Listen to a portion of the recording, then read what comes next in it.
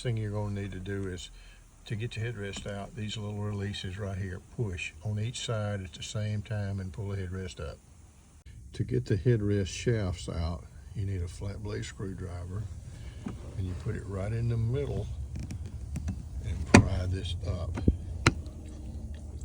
If the blade fits right the same length, is very handy. That's the perfect case. Under the bottom of the seat, there is 4 10mm nuts. You got to take all 4 of them off. I'd recommend using a magnetic bit. There is 3 retainers that you've got to reach in and pull with a hook and release. I'll show you once we get them off exactly where they're at. This is what you're trying to do. You're trying to push this up for a release. The locations of them are, you see this one is right over that strap on here. You got one right here in the middle that's right in the center, right in line with this here. And you got one over on the other side that's right in line with that strap.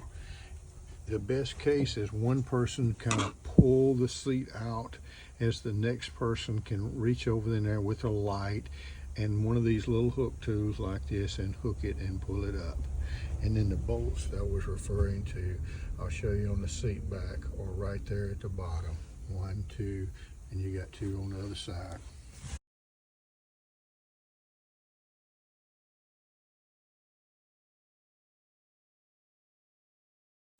The next is in this middle. If you're taking the rear seat bottoms out, you'll need to pull these clips out. There's one on this side, there's one on that side. Pull those out, and behind these are 2 15mm, one here, one on the other side. Lastly, there's 2 18mm nuts on each side. One there, one there. Other side, same case, one there and one on the bottom of the seat. And lastly, take this little strap off of your seat belt. Careful when you're putting that back in.